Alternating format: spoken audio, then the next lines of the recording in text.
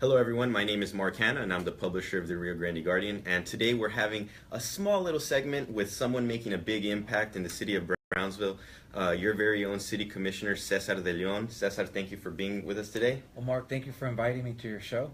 Well, there's a lot of exciting things, a big story happening in the city of Brownsville, a lot of different departments, different industries, all segments growing at full force, and you're part of that story.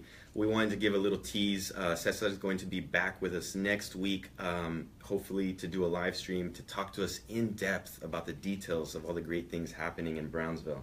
I sure will, Mark. We will be speaking a little bit of where we're heading in our economic development strategy, some of the changes that we're doing within the city of Brownsville to actually incentivize growth. Yeah. Our downtown, business-wise, some of the things we're doing with our public utility, and more importantly, what we plan on doing with our Economic Development Corporation. It's really exciting. Cesar and I just sat down and we had some really good tacos at La Palma, right? At La Palma. Yeah. Shop local. Shop local, eat local. And, he was talking to a group of us about the things happening, and it's just very exciting. When you hear the word progress in the Rio Grande Valley, it's hard not to mention the city of Brownsville. So congratulations to you and your team, and we look forward to hearing all of the exciting things happening next week. Anything you want to tease us with until then?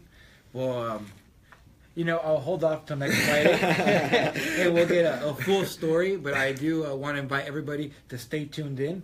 Mark is going to have two great people, two very dear friends of mine. I call them the Brain Trust here in Brownsville. The Brain Trust. Two doctors, yes. Both PhDs, and one is a professor here at the university, our dean of the business school. Another one is Dr. Carlos Marin, and they'll be talking a lot of the good stuff that's happening for Brownsville. So I want to invite everybody to stay tuned in. And Mark, thank you for inviting me, and we'll be in touch, and I'll see you next week. Yes, sir. Thank you so much. We're going to have some more tacos before. Definitely. Okay, thank you, Cesar. Thank you. Perfect, everyone. Now we're going to have our guests. As Cesar was saying, we have our local businessman, Dr. Carlos Marin, and the dean at RGV, Mark Kroll. Go ahead and come on in. Thanks. Thank you, Cesar. Thank you. Okay. Yes. We're going to go ahead and get set up. We got 3 people now. Let's get situated and get centered. As always, thank you, everyone, for tuning in. Feel free to share the feed and, invite any of your friends to tune in. We're going to get a little cozy here. Okay, a little closer. Okay, sounds There we're good. Perfect, right there. So, we just had a very good lunch. Very good luck. Yes. So we're going to have an interesting conversation, a lot about manufacturing, about global trade. We talked a lot about globalization during lunch, and we're going to jump on that a little. But before we get into this conversation, I think the audience wants to know a little bit of both of your backgrounds. We'll go ahead and start with you. Okay. Tell us a little bit about yourself, your background. How did you, decide to get your PhD? And what is your current role right now in this region? Okay, thank you, Mark. Pleasure to be here. Thank you for inviting us. I'm originally from the area. I was born in Brownsville, lived in Matamoros for some time, and then I got a degree. Went to St. Joe local high school. Went to Rice University, got a degree in engineering. And during that time, I got very interested in more of the policy issues associated with engineering and economic development. Yeah. So I got my master's from there, and I got a PhD from Harvard.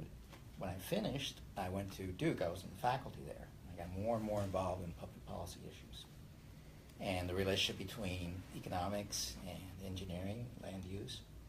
And my wife, who was finishing up her residency at Duke at the time, had a commitment to the National Health Service Corps. For every year they got paid for medical supplies and tuition, they had to serve in an underrepresented area. Well, at the time, it was the Reagan administration. It's a fair deal, right? It was the Reagan administration. There weren't many opportunities, but there was one here in Harlingen, Supreme Familia. So we thought, we'll come down here for 1 year and get out of here as quickly as possible and go back to North Carolina. Well, that 1 year translated into now. We haven't left. 2017. Yeah, exactly. Over 30 years. Wow. There's a Mexican saying that says, don't say you're not going to swim in a lake, because you'll end up drowning in it. So we've been here. We love it. Our kids grew up here. And initially, I was doing a lot of consulting work through my consulting firm, which I established in '86. Then we started doing more local work, getting involved in infrastructure, with manufacturing, and the environmental side. And I'd say in the last 10 years, I got more and more involved with economic development. So 1986, you start your consulting firm, focusing and concentrating on what was your goal at that time? At the time, we were doing a lot of, I was doing a lot of environmental work primarily. Okay. And when we came down here, I was doing a lot of consulting work, as I mentioned, and got more involved in some of the local work, primarily on the infrastructure side. Yeah. And over time, as I said, I started getting more involved. And the purpose of engineering is really, it's not, there are some public health aspects and convenience, but it's also a key element in economic development. Yeah. And so I started looking at not just an engineer, but really more on the economic development perspective. How can infrastructure fit in to raising the economic development opportunities in a region? And in 1986, I mean, 2017, you look around and we need a lot of infrastructure. But Exactly. 1986, Yes. I can only imagine. And Very you know, different. It's Very a never-ending job, because by the time you finish sometimes building certain infrastructure, you're already ready for the next phase, right? Exactly. So very, very exciting. Well, thank you so much for that introduction. Dr. Kroll, go ahead and give us a little bit of background on yourself. We want to thank him. He paid for lunch in the tacos, so thank you so much for that. That's because we left early. That's Yeah, we might have walked out a little early. No problem. Well, I was born in Harlingen, grew up mostly in Rio Hondo, graduated from Rio Hondo High School 100 years ago, and left the Valley, went upstate to get my bachelor's and master's, and then ultimately went on to get my PhD. Worked both around the South and also abroad for a few years in business education, and almost 7 years ago was recruited, I suppose, to come back to what was then UT Brownsville to serve as the dean of the School of Business at UT Brownsville, and then we had the merger of the two institutions, as you know, and I took over the deanship of what is now the Robert C. Backer College of Business and Entrepreneurship at UTRGV. So, in a nutshell. In a nutshell. Wow, that was pretty quick, right? So this Brownsville campus, I say it a lot, but when you think of UTRGV and when you look at the brochures and everything, they use the Brownsville campus pictures for all of their marketing. And, I don't blame them, because it's a beautiful campus. And it's very exciting to have one university in the region. Since the merger, what do you see big picture happening with the business school, UTRGV? Well, we're going to continue to roll out new programs that are relevant to the region. For instance, recently we cranked up a logistics and supply chain management degree that is obviously relevant to the region, since we have thousands and thousands of trucks moving across our borders. Yes. And also, relatively recently, we stood up a program in entrepreneurship, an undergraduate degree focused on entrepreneurship, which, given our name, College of Business and Entrepreneurship, we like to think is sort of relevant. And in conjunction with that, we're standing up a Center for Innovation and Commercialization in Weslaco that will be part of the college, or it is part of the college, but we'll have a physical facility in Weslaco, certainly by this time next year. And that will be devoted to aiding new ventures in the creation of a business model, hopefully a viable business model, and then also incubating them and assisting in their launch. And we would like to achieve some synergies by having both our students, our faculty, and the business entrepreneur work collectively, so that our students can learn, as the business is stood up and launched, our students can learn what it takes to take a business from, I guess you'd say, back of a cocktail napkin idea all the way to actual financing and launch. Yeah. And there are a lot of pitfalls along the way, and we hope to help people both learn what those are and how to avoid them. Our final new project that I'd like to just quickly mention, we're in the process of standing up a hospitality program. And the curriculum has already been developed and approved by the various state agencies that one has to secure approval from. What we're now trying to do is identify facilities that we can append to or work in so that our students have a very experiential learning process. Yeah. That kind of degree, hospitality, is something that is very hands-on. One has to actually, we hope our graduates aren't making the beds, but they have to understand how a bed is properly made. Correct. I mean, all those things. And so we're working with some developers, both in the Upper Valley and the Lower Valley now, to try and secure those facilities. Well, that's very exciting. You know, Southwest Airlines, that business was founded on the back of a napkin. Yes, So that's very exciting there. And when it comes to hospitality, the economy that we're seeing, you know, a lot of economists have called the experience economy. People are looking for experiences. And when it comes to hospitality, hotels all over, that means people are traveling, they're experiencing things. So hospitality is definitely going to be a big industry, and entrepreneurship, of course, in this region has always been. So, well, thank you for that. Let's talk a little bit about, you know, the main topic. Let's talk about the creation of BINET. Right. So, number one, for anyone watching, what is BINET? It's a good question. Yes, it is a good question, right? Does anyone know? Are you anyone watching? Well, BINET stands for Binational Border Economic Development. And it really grew out of a comprehensive plan that we developed for the city of Brownsville back in, close to 6 to 8 years ago. And at the time, as I said, I was primarily in the engineering field, but noticing that there was a lack of alignment of economic development goals, land use plans, and infrastructure. They seemed to be quite disparate. And so the idea was to bring a comprehensive plan for the city that did not just look at parks or not just infrastructure, but rather the broader perspective, focused primarily on the biggest issues was economic development for the region, because principally because we are one of the poorest, if not the poorest, communities in the United States. Our per capita incomes were very low. Yeah, not including the cash. Not including the cash, yes, that's right, that's right. And so we were primarily, as a result of that study, our findings were that we were primarily a pass-through economy, which explained why our per capita income was so low. Products and services made somewhere else were transported to the border for consumption somewhere else, but we got a small, as Mark is fond of saying, a couple of hot dogs, some gas, and some custom broker fees. Yeah. But really, jobs are created as a function of the value added. So if you got an avocado coming to the border and it walks out as frozen guacamole, well, there's a value added. Right. Yes. And it's that value added that creates those jobs. And so that was the first finding. The second finding is that we needed to focus on what are called trade clusters. Clusters is a group of industries that fit together. Trade, it means that we're exporting. We're not just sending the money around in circles like the majority of our economy right now. Yeah. The biggest employers, that's education, the school districts. Government sectors, Yeah, that's money just going around in a circle. And the medical sector, which is very successful, but that's primarily money coming from the outside and going around in circles. We're not producing anything that we can export. So and the power in the economy is in exports. Exporting from this region. Correct. Okay, so then from that first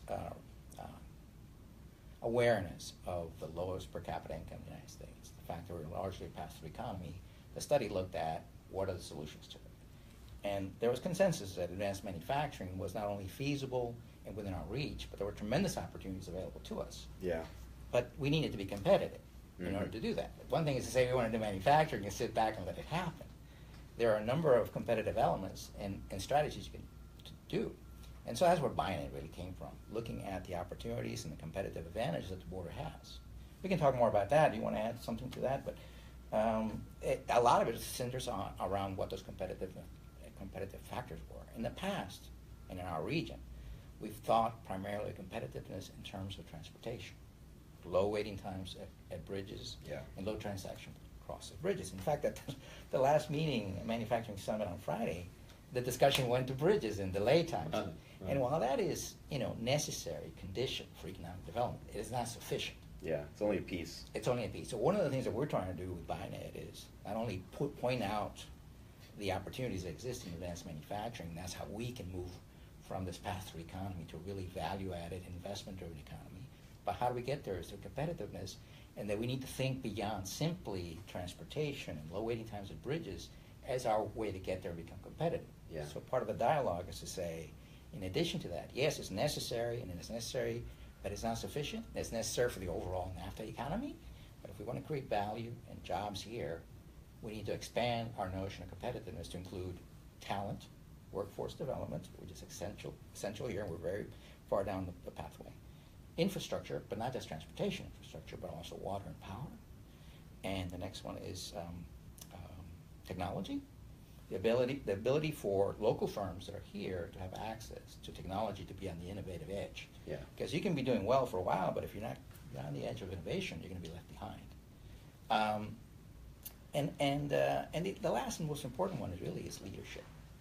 We talked about that. Yes, leadership is so important. And in fact, when you talk about people, site selectors and some of the large CEOs, they want to know that the local leadership is supportive of business and can facilitate and make the competitiveness in partnership with the private sector. Yeah. And so that's where BINET came from realizing those competitive elements, but also the realization that there's tremendous opportunities for the border and that there are some things that we on the border can do that no one else really has that opportunity. Yeah. And that is to bring the best of both Mexico and the U.S.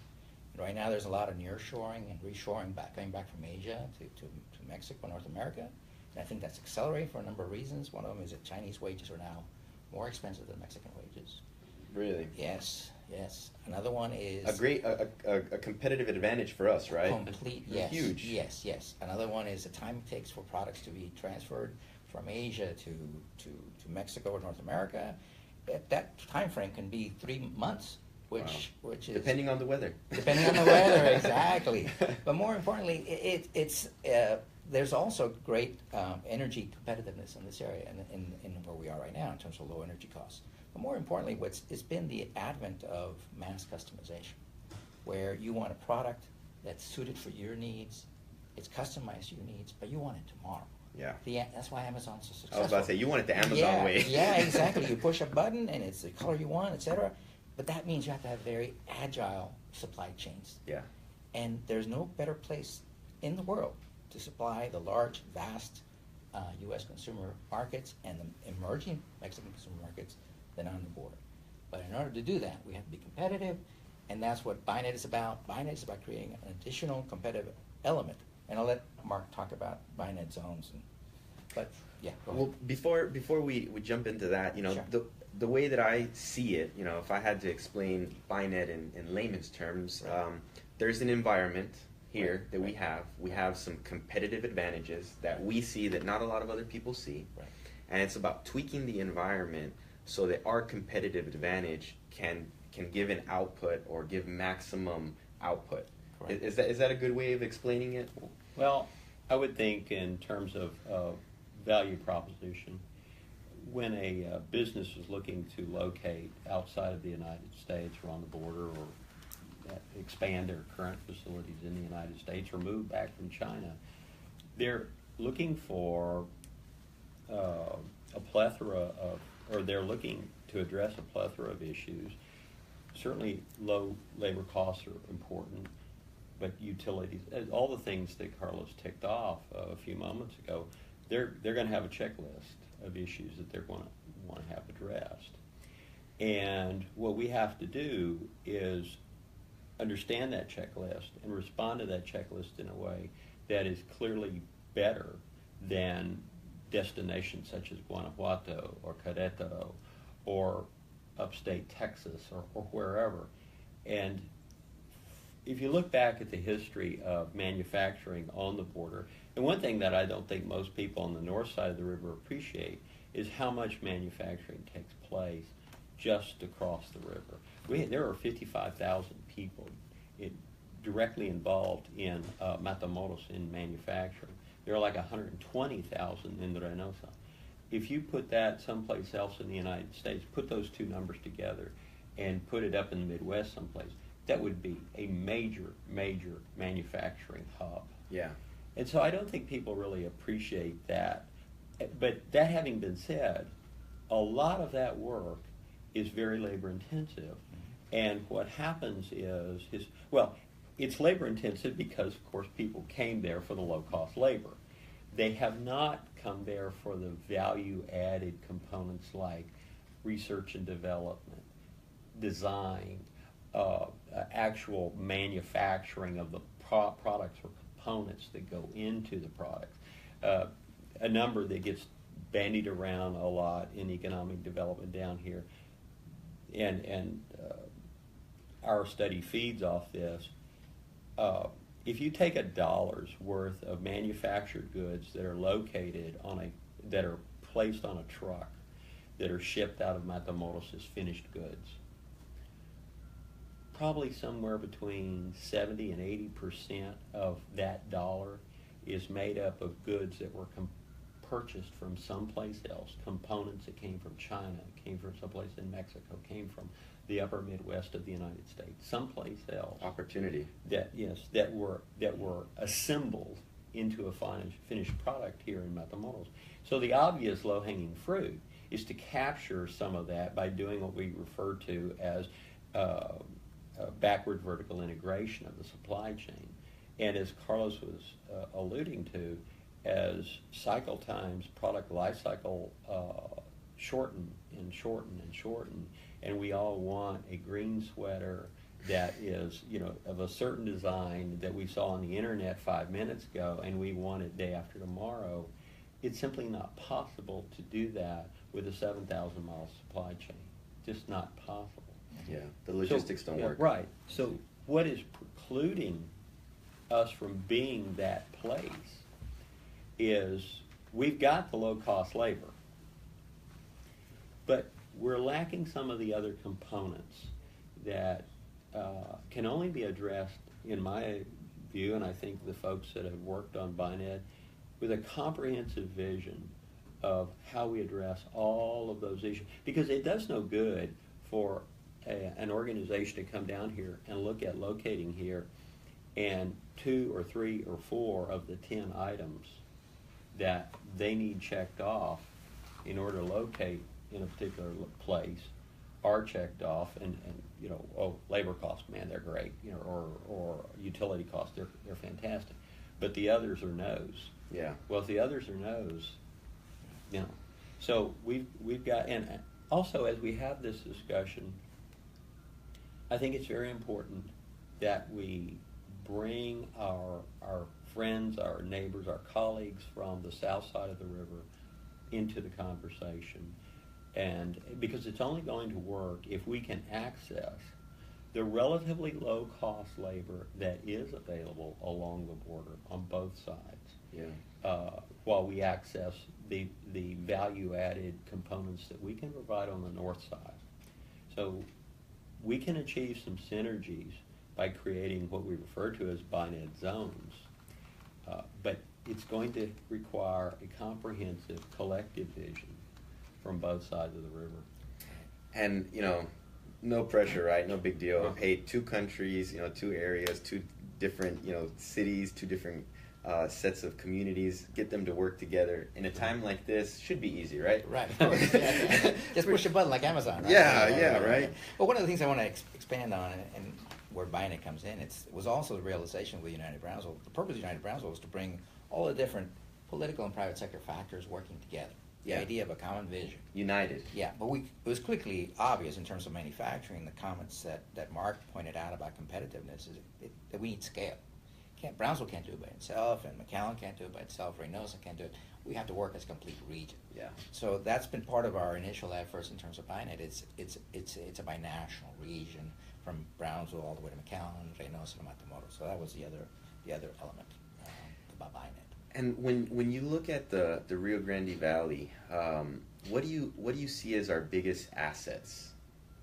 Right now, historically, it's been low-cost labor and relatively cheap real estate.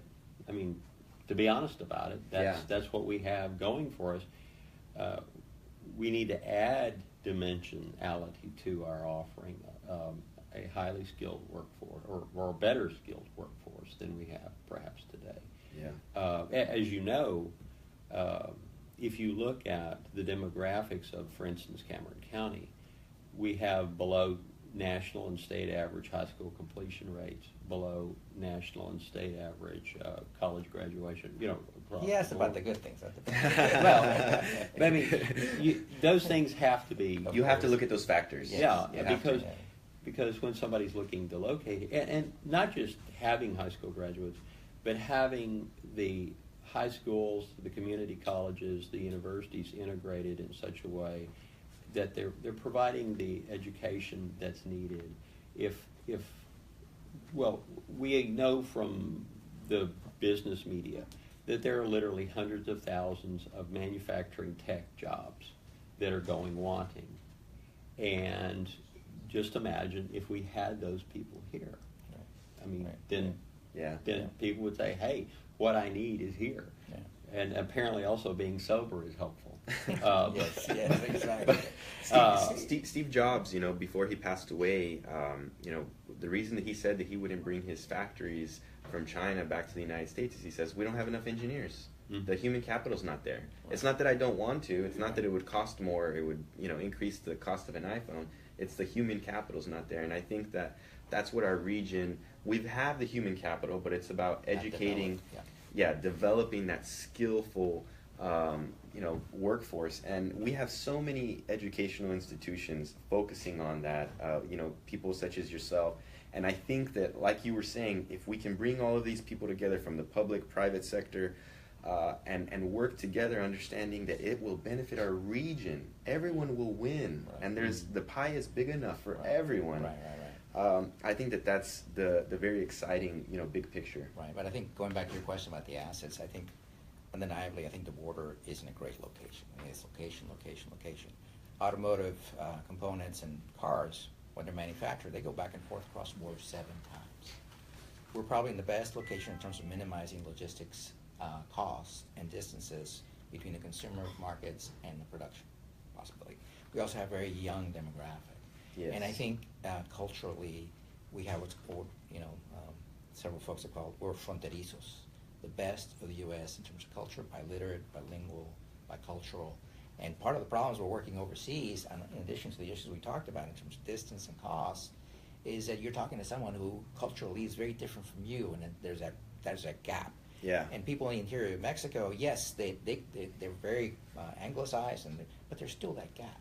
Here on the border, we can have fronterizos that are equally comfortable on one side of the river as they are on the other side of the river. Yeah. And I think when you talk about people like that, a perfect example is Cesar Leon, who will be in your podcast next week. Yeah. Here's a person who speaks Spanish fluently, speaks English fluently, is educated on both sides, and is equally comfortable culturally on both sides. And that adds a dimension that is fantastic in terms of reducing overall costs that are due to cultural differences, misinterpretations, etc.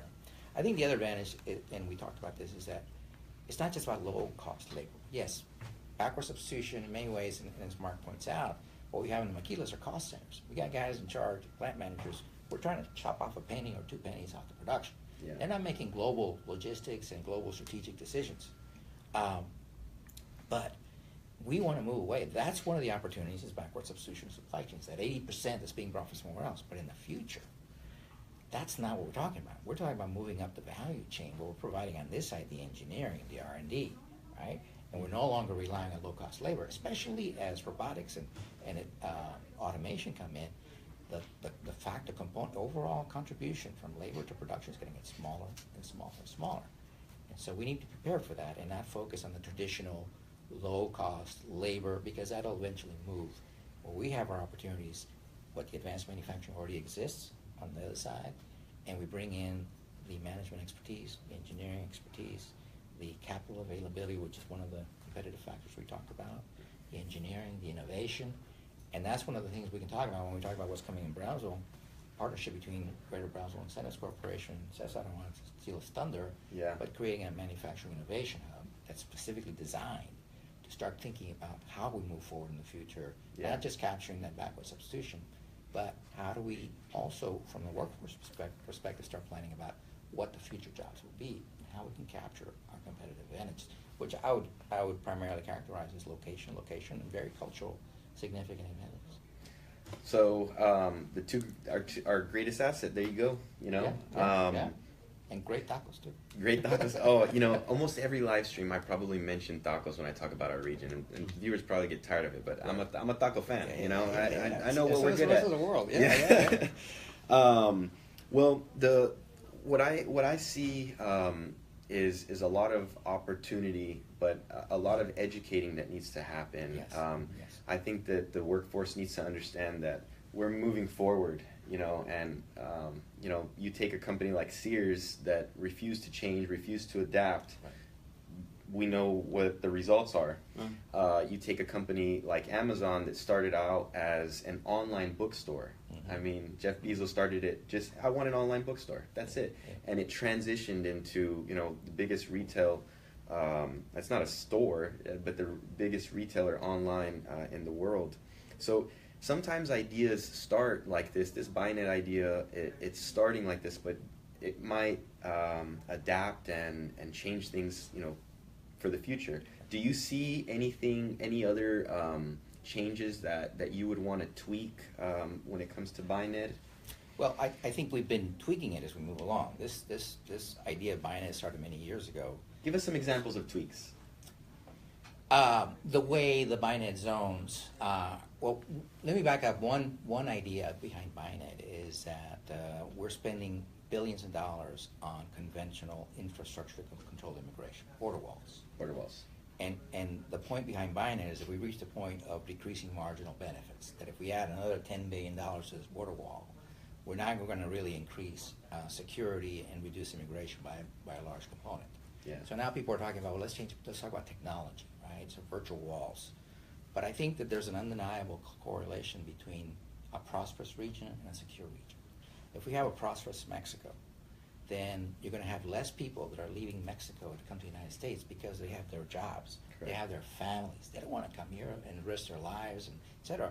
So the more prosperity there is in Mexico, it acts as a significant barrier. So the effectiveness of a barrier is both the pressure that's being applied to that border wall, as well as the permeability of that border wall. So creating economic development in Mexico and along the border is a more cost-effective way to reduce that pressure while maintaining the same permeability. Not only that, as a community or a population becomes more educated, more sophisticated, they're going to have less children, right? Birth rates go down. And we're seeing that already in Mexico. We're seeing migration rates are net zero. And so the other component of Buynet was to look at the policy side and say that it makes, not only this is how we should do economic development on the border, how we make a border more prosperous, but this is why, from policy perspective, we should be investing the U.S. using data. Using data to increase economic prosperity along the border, because it's going to allow us to control insecurity and illegal immigration much more effectively for each additional dollar. So that's part of the other side of the dialogue about economic development and Buynet. One is that there is a compelling economic reason, an opportunity before us. We can't capture that unless we start working together. But there's also a political side, that there's a reason why we should do it and why the federal and state governments need to be aligned with that idea. So that's what the next steps are and where we're going. So that's how we started with Buynet, but we realized politically things weren't quite aligned, so we focused more on the economic development aspects.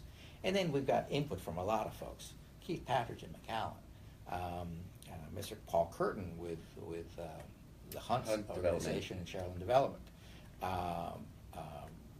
Raudel Garza with Harlingen Economic Development, Ramiro Garza when he was at Edinburgh. So all those folks have provided, and people in Mexico as well, and Matamoros and the rest, have all provided input.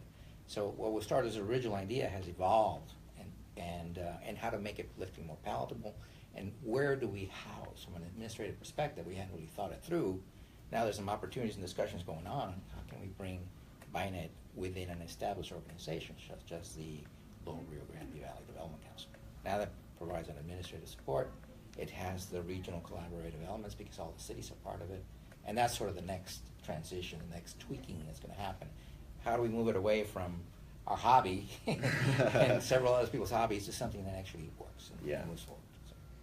So. What do you think is the next step? How do you think Buynet will affect advanced manufacturing? Me?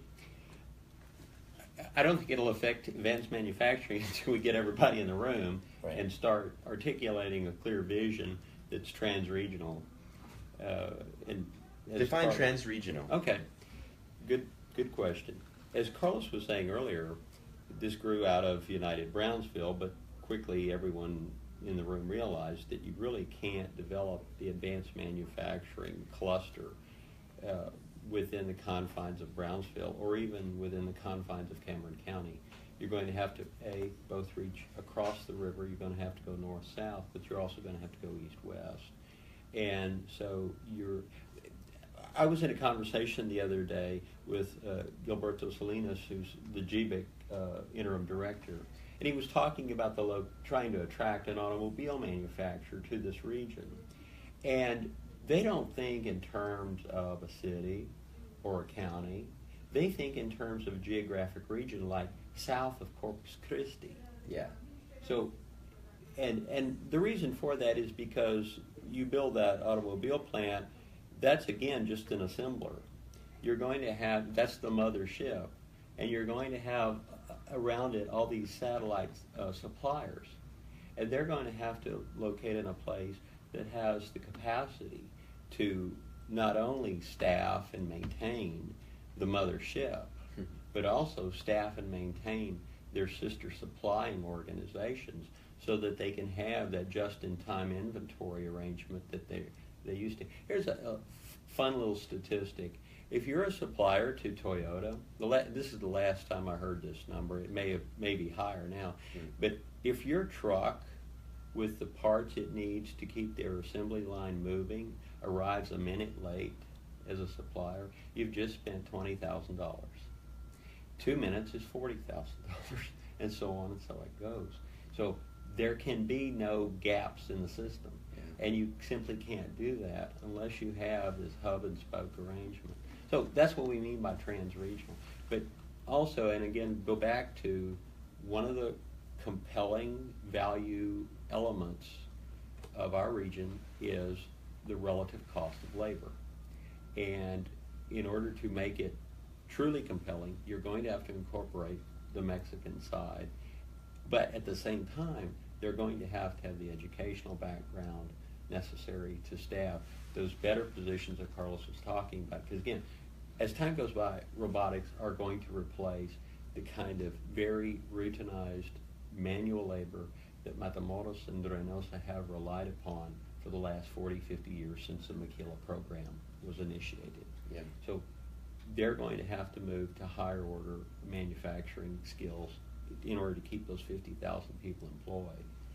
And so, but that's going to require, again, a comprehensive vision of what's needed so that we can attract those really high quality manufacturers. I've been very impressed by the way McAllen Economic Development has worked with Reynosa, and in fact represents them and views those two communities' industrial bases as essentially one and the same. And Just a river in between. Right, with a river in between. That's the kind of collective vision that, and the folks in Reynosa have bought into that concept and benefited substantially as a result. So, you know, I was talking to a manufacturer the other day who's in Brownsville. He was saying that the manufacturer has three options: stay in Massachusetts at $72 total cost, labor, utilities, land, etc. $52 in Brownsville, or $32 in Matamoros. And it decided to come here because there's intangibles that are included in that $52 that are not included in the $32: security, issues about quality of life for their managers, etc., opportunities for cross-border, for education and growth. And as we talked about, they're realizing that's a static number. Yeah. But that's going to be changing where labor becomes a smaller and smaller component, and other factors are going to be more important, such as energy efficiency, water. And I think that's what's going to happen in Mexico and the Bajío area, is that water and energy are going to become in short, as well as labor, because they're booming right now. But there's an opportunity here for us. I want to talk a little about what we mean by the next step, and the next step is finding an administrative house for BINET, but it's also, as Mark and I want to amplify what he's talking about, a single vision for for the region. And when I talk about a vision, in this case, it's a single economic development plan. And the best way that over time we've come to understand what an economic development plan is, it's a single plan for the entire region from Matamoros, Reynosa, McAllen, and Brownsville. And that is a matrix. And all communities in between. Yes, exactly. Don't forget that. It's a matrix. And the columns is 3 columns. These are the 3 things you can do to increase economic development in an area. Number 1, you can bring firms from the outside, like the Massachusetts firm locating to Brownsville, McAllen. Second one is creating brand new firms that didn't exist in the region from scratch, the entrepreneurial element, right? And then the last one is expanding existing firms and their capacities. Those are the 3 things you can do. And then on the rows are the competitive elements that you need in order to be successful at those 3 strategies. So we talked about talent, technology, infrastructure, capital availability, and leadership. Quality of life, you can add that. So if you have 6 elements in summary, 3 columns, you have 18 cells.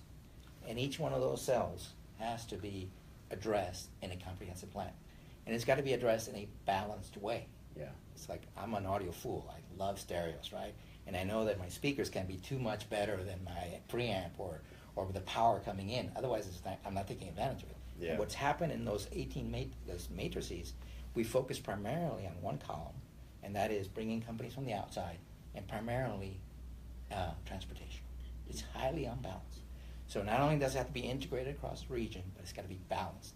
And one of the biggest imbalances, and it's very important, is workforce development.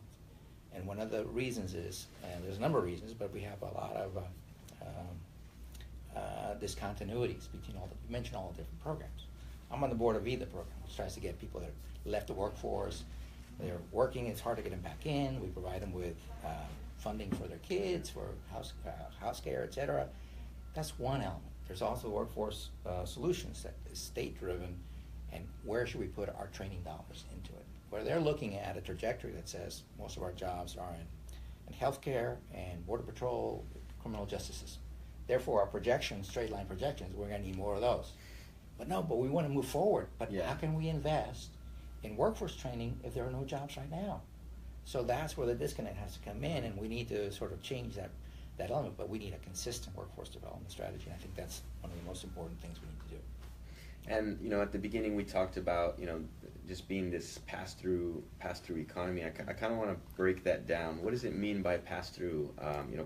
We mentioned hot dogs, and people only stop and buy the hot dogs, and then they move forward. Well, that's what we mean.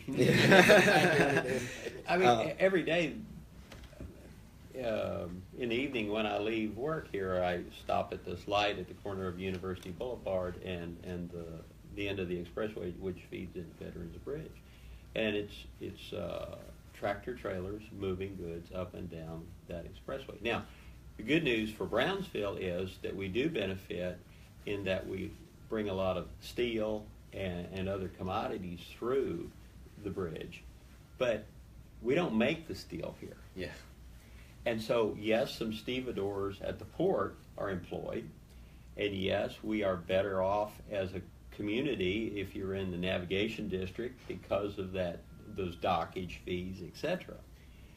But that stuff rolls on to Monterey, and we don't see it again until it comes back across the bridge. And the net result is what we wind up, besides just waving them along on their way back up north, we do have a disproportionate number of customs brokers, which are good paying jobs. Mm-hmm. We do have a disproportionate number of trucking firms sprinkled along the border because of the availability of work for them. And I don't know, I would lay claim to the notion that there are probably a few more truck stops than we would have otherwise had if we didn't have that traffic. But not a great deal of wealth is created as a result of all that. If it were true that moving goods across a border was a real pathway to wealth, Laredo would be like the richest city in North America, because that's the largest inland port in North America. Mm-hmm. Yeah. I forget the exact number of trucks that pass through there every day, but it's astronomical. Yeah. Last time I was in Laredo, it didn't strike me as Silicon Valley. I just didn't see that kind of wealth there. Yeah. So But that having been said, getting transit times down across the bridge and being able to move goods back and forth would be highly desirable for those who were competing in the BINED zone, who were participating in the BINED zone. Being able to move goods from Matamoros to Brownsville, et cetera, so that that value can be created here. That is what we need to be focused on. I'm not really worried about whether or not goods coming from Guanajuato get through here real quickly so that they can go up to Akron, Ohio. That's not going to really bring the bacon home to Cameron County. Yeah, the bridge directors like it, but other than that, Well, yeah, sure. And I guess as taxpayers we should. But it is a necessary condition if we are producing goods here. And let me give you an example. And now you mentioned steel. Steel comes at the airport, at the port, which is I also want to mention is a great asset for the us. port, yeah, Tremendous asset. deepening of the port, 10 feet. Underutilized. I think there's great capacity we can take advantage of. Steel comes in and it goes through the bridges and goes to Monterey. Okay, we're talking about the potential for a steel mill here. We've been talking about the potential for a steel mill here. Even in fragmented economic development efforts, that was always what we wanted to do as part of the United Brownsville Plan or the Magic Brownsville Plan. But we were lacking in power and power capacity. We're still looking in training, but those are things that can be solved, especially if you got a big employer. Now we got that connect between job training and the jobs. So that helps. So now we're talking about establishing a steel mill. If that happens, that transforms things, because instead of that steel just going through and paying a couple of customs brokers and the stevedores, now we created, I think, $1.5 billion, I don't know the exact number. The jobs are created, the wages are created, Right. But now you're going to create this 500 very high-paying jobs with big multipliers. But now you create an environment where people that can use those products to create other products. Yeah, inventions. They can come and locate along the port, and that is a major transformation that can help. One of the things that's happened, and let me put it in a different context. Dallas and Fort Worth hated each other. I mean, this is about regional collaboration. The story I've heard is that the Fort Worth mayor would show up to Dallas and bring a bag lunch. He didn't bring a bag lunch because he thought it was going to be poison. He just, he didn't want to spend a penny in Dallas. Somebody hated Dallas. But there was a focal point on which to work with, and that was the Dallas-Fort Worth Airport, which became a reality. And I think projects such as Steel Mill, SpaceX, can provide a concrete foundation that you can feel and touch for people to bridge that lack of trust or distrust, start working together, and start. So I think those kind of projects, we can talk in principle about creating a workforce strategy, but if we have a specific project that we can then focus investment on workforce training as a region and get us thinking about the next steps and how we can integrate the supply chains. Now we got something we can work with, because not everybody is an inductive thinker, right? Or a deductive thinker. Deductive thinkers make an assumption and they look at all the possibilities. Inductive have to look at 2 + 2 is 4, okay? 4 + 2 is 6. Oh, so X + 2 is 6. I can come up with different values. That's inductive, but you need something you can touch. And I think that's what the transformative opportunities that occur with these kind of projects that are coming. Sorry. Well, it's really exciting. You mentioned SpaceX, and we're going to jump on that. But let's talk about this report that was done by the Mexico Institute, Chris Wilson. Not too long ago, we did a live stream with him, a wealth of knowledge there. And the Mexico Institute's really focused on connecting, the relationships on both sides for a lot of different reasons, positive reasons. But let's talk about this study and this report that was done. What was it about? What kind of information came out from it, and how can we learn from this? Let me give you a little bit of background, and I'll let Mark get into the details. First of all, it wasn't the Mexico Institute; it was a partnership between Ambutech, University of Texas, Rio Grande Valley, and the Mexico Institute, Chris Wilson. We've known Chris for many years. Which is part of the Wilson Yes. Center. No relation. No relation. No, yeah, we asked him the same thing. Yeah, that's Woodrow Wilson. Right, Yeah. Woodrow Wilson. As Chris mentions, he's the only PhD president, a president to have a PhD. So there was a study that was sponsored by the EDA through United Brownsville, and it was based on the impetus of a number of folks in Matamoros who were in the maquila industries, who pointed out the issues of the potential for backwards substitution supply chains. That 80% of the gross domestic product, or the product being produced in Matamoros, was really coming from products being imported from somewhere else. And let's at least look at the possibility for what products could be identified here. And there were 3 elements to the study. Number one, let's get the data, and this was a big part of it, was how do you document the information? So the first part, let's find the data, how much is actually being produced here, and where is it coming from, what the values. Let's identify the opportunities by looking at what is our current production capacity technology. People have done infrastructure, asset mapping, but it was primarily on infrastructure, bridges, schools. Nobody really looked at technology. What can we produce here? So we know what's coming in now. What are some of the feasible things? Like one of them was, I'll steal a little bit of your thunder, was cowhides. Right? Well, we're not going to grow cowhides in Brownsville, so that was out. So we filtered some of those. Then we looked at what we can actually produce, and what are the ones that we could potentially extend the current capacity, or we have existing capacity to identify. And I'll let Mark talk about that, but the last part was, hey, backward substitution is just one piece of it. What are we talking about in terms of the future? How can we move up the value chain instead of just substituting what's here? And what does that future look like? So I'll pass it on to you. Some of the basic findings, first of all, we have apparently a tremendous opportunity to expand the number of products and components that go into subsequent products through both stamping, metal stamping, and also injection molding, plastic injection molding. And we already do quite a bit of that in this region. And give us an example of what company would use that in an end product on that. Okay. Behind the dashboard of your car are just a myriad of stamped metal parts. The brackets that hold the entertainment equipment in place, the brackets that hold the instrumentation in place, the brackets that hold the air conditioning controls in place. Behind that dashboard, there are just all sorts of metal, bent, shaped, stamped metal parts. Okay. As a matter of fact, probably in excess of 30-40% of all the airbag assemblies that are put into automobiles in North America are produced in Matamoros. Wow. And there's a lot of those components are again stamped metal parts. And so that's, and just a little background, probably about 40-ish% of what's manufactured in Matamoros is automotive, maybe as high as 50. And then the rest is a kind of a mishmash of electronics and electrical equipment. But that having been said, all those end products rely very heavily, as I said, on stamped metal parts and also plastic injection molding.